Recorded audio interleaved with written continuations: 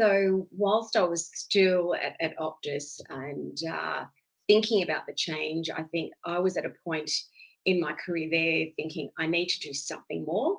I need to really challenge myself. So I started talking internally to a lot of the leaders there. There was potentially a couple of roles actually internally. And at the same time, I just thought, you know what, this is an opportunity to really make a change and a difference and to my own self. And that's when I think I had heard about another leader that had done that, that I knew really well.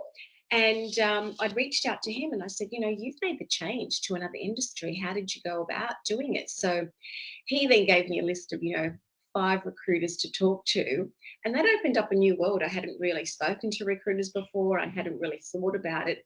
And that, I think, made me focus and work through, well, what is it that I want? Because you can't really talk to anyone externally unless you're very clear on what you want, where you want to go to.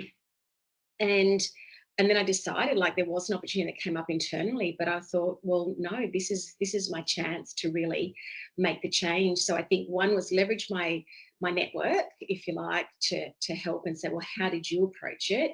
Secondly, then I completely doubled down on that plan, if you like, of speaking to about 5 different externals. And very quickly something came up and I had to actually make the call on, there was 2 opportunities that came up, one in the same industry externally and one that was in the industry I wanted. Now, the one that I wanted, which is in fin services, was a bit of a step back. So that was a big decision for me to say, should I take the step back?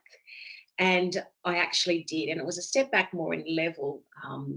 And I took a punt on that. And it was the right decision because within 2 months, I had regained and was promoted back to the level I'd left in telco.